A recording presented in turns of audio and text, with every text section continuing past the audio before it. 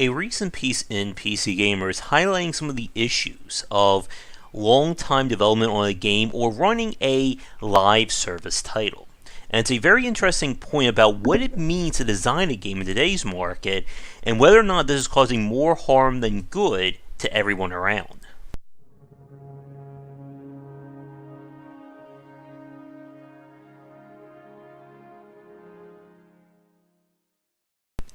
The idea behind a live service or games as a service has been a major part of how game design has changed over the last 20 years.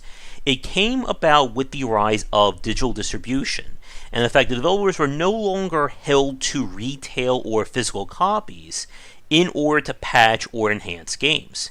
Previously, outside of minor bug fixes or maybe an expansion pack, once a game was out, it is done. And that's it. No new content. See you later. We're moving on to the next game. That pretty much changed in, I think it was 2007 with Team Fortress, which I think I referenced that in my book 20 Essential Games to Study. But Team Fortress 2 by Valve was the game that kind of kickstarted or lit this whole idea behind a live service game. That when we're done releasing the game, we're not done developing it. We're going to keep adding more content. And for this first part of our video, we're going to talk about the good of this from both a developer and publisher standpoint as well as from a consumer. And then we'll get into the negative in the back half. But with Team Fortress 2, Valve basically fundamentally changed that game over the years of development. From adding in the items, hats, achievements, multiple modes, maps, the new weapons you can unlock, the comics, the machinima trailers, you get the picture. But Team Fortress 2 today is not the same game as it was back in 2007. Now, we could argue for better or worse, but that's a point way too much for this video. But the idea, though, is that you keep supporting a game. And again, when we say support, this is beyond bug fixes. We're talking about continued development of new maps, new levels, new systems, you name it. And a major part of this kind of led into the rise of early access, where you release a game on Steam that's not done, and then you're going to work on it for how many months or years you think it's going to take to get it finished. Now, early access, though, is different from when we talk about a live service game.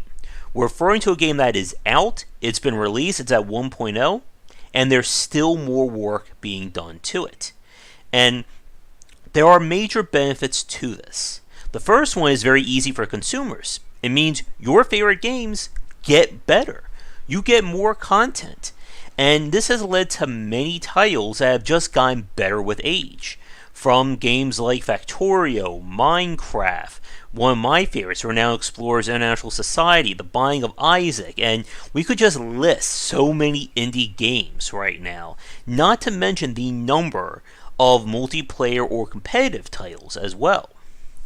Now, from a developer standpoint, or especially from a publisher standpoint, live service games, while they do have a higher cost to them, obviously because you're still working on them, they are less riskier compared to making a brand new game. And a major part of AAA development is the very fact that you want to mitigate those risks. Do I want to invest money in a game design that nobody's ever seen, with a brand nobody's ever heard of, and we have no idea how it's going to do?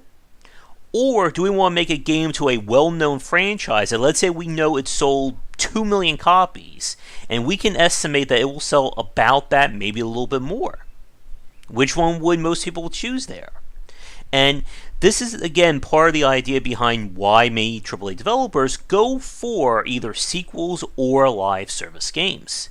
Another major point is that this has been a factor behind the esports or competitive crowd. If you're trying to make a competitive game, you are making a live service game. End of story. The second that game stops development and no new content or updates coming, that game is dead in terms of the esports market. And at that point, you have to either get out of it or make a sequel, as we've seen NetherRealm do with Injustice, Injustice 2, and the various Mortal Kombats.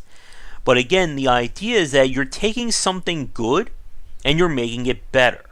And not only that, but you are keeping it in the eyes of the consumers far longer than a traditional game. You can have monthly sales, you can have major events. You are constantly keeping people interested in this game, so they're going to keep telling their friends about it, and that game's going to grow more and more and more. And before anyone says it, because I know a few of you are probably leaving this comment or you have already done it, Warframe is a very big example of a live service game changing over the years. And again, this is where it works, because when you have a live service game that succeeds, it essentially becomes a license to print money at that point, because you are constantly getting more people into it, and these are the games that become the juggernauts. Again, World of Warcraft is that little game most of you may have heard of, but it's been going now for over a decade. And that is very impressive no matter what anyone else says. However, when it comes to live service, there's a very important point here. Somebody has to keep making that content. And this can lead into that never-ending development, and has kind of been another big element or part of the element behind the issue of crunch when it comes to game development. Oh, you thought finishing a game, 6 months of crunch was bad? How about supporting that game for the next 2 to 3 years of continued weekly content? And it gets very punishing. And we're going to switch to some game footage now after a quick Patreon sponsor and support shout out. But we're going to talk about how live service has come to hurt a lot of developers as well. And we're not just talking about games that are meant for live service. And now a quick thank you to our Patreon backers, as well as to the current Game Wisdom sponsors. And if you'd like to continue the discussion on game design, be sure to check out our Discord channel, link down below.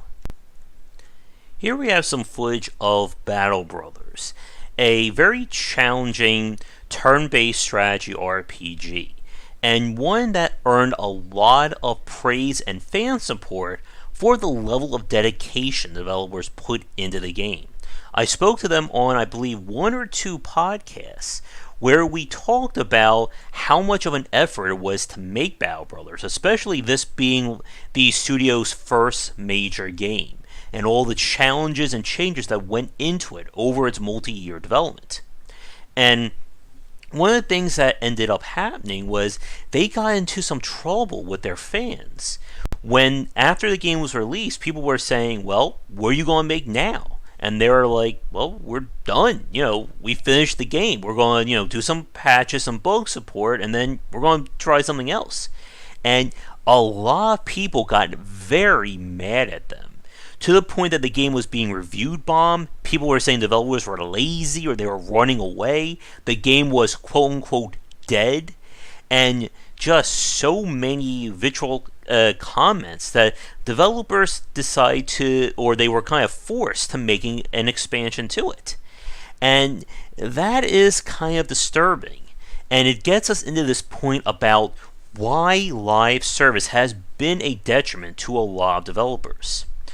Before we do that, again, I want to point out that what we're discussing in terms of live service has nothing to do with compatibility issues, bugs, and things like that. That kind of content or that kind of development is required by any developer. You do not want to leave your game up on a store that's not fully playable or has known issues. But what we are talking about is post-release support to add in more development and content. And this has become a very nasty push and pull for a lot of developers. As we said, the joy of indie development is the fact that developers get to do the exact game that they want. And for a lot of those games, what they want is simply version 1.0. They put everything they had into that game and it's done. They don't have plans for a sequel. They don't have 10 expansion packs ready to go. When they're done, that's their idea. And that was how things worked for the longest time. But with this push towards games as a service or live service games, people are expecting and in many cases demanding more work to be done.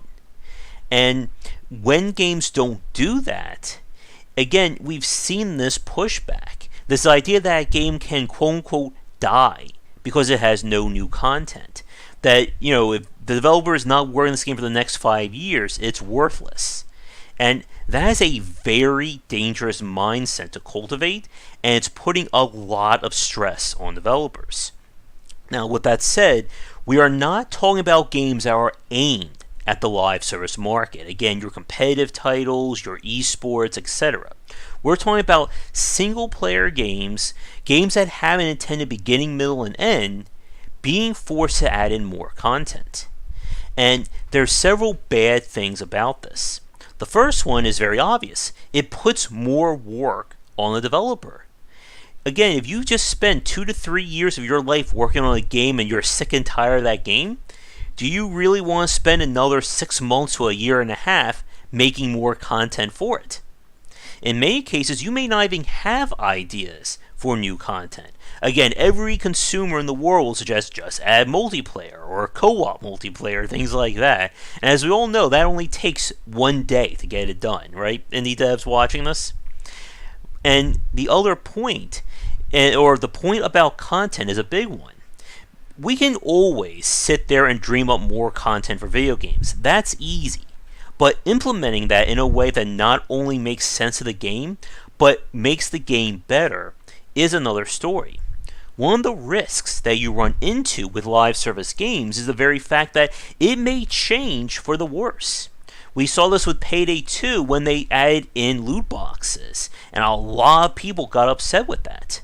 But as a consumer, what do you do when a game that you've been supporting for 2 to 3 years of your life makes a change for the worse?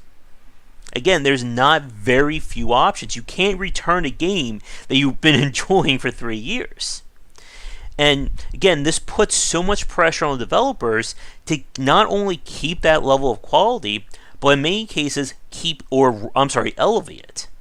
Now, in some cases, again, depending upon the design of the game, it can be on the quote-unquote easier side to develop more content for it. Something like the Binding of Isaac, you pretty much have the game plan in check. More biomes, more items, maybe a boss or two, and you're golden. But how long can you reasonably expect the developer to keep putting out more content? I know Emmett McMillan has been saying that the next DLC is going to be the last one, and there are people joking that he's, just saying last with air quotes. But again, it raises that point. As a developer, or more importantly, as somebody who's creative, do you want to be spending 10 to 15 years of your life working on the same project over and over again, or do you want to try something new or experiment? And many people are putting very unreasonable demands on this idea of live service. And that raises the other big point about this from the developer standpoint, that for many games, it becomes a lot harder to keep coming up with this content. Like I said with the Binding of Isaac example, it has a very set element to it in terms of what content will enhance it and create that variance. But if you're designing, let's say, an 8 to 10 hour long RPG, that's it. Like, you can't reasonably just say, oh, I'll just add another 20-hour long campaign. And this creates one of the most important risks and difficulties of live service games: the added costs versus the benefit. In the perfect world, you can just keep working on a game and you'll keep getting money for it and everybody's happy. This is not that perfect world. And we've seen developers sadly chase that dragon of, I'm just going to keep putting more and more work into this game, whether the game sold well or not, and it's just going to keep bringing me money. That doesn't always happen. Even with popular games, you cannot guarantee that every single person is going to buy that DLC. Not only that, but you also have to take into account the cost it's going to take to develop that. And again, when we talk about DLC, I should probably use air quotes here, because DLC can mean very different things depending upon the game. Some games use DLC as little skins, maybe a new costume, sound effects.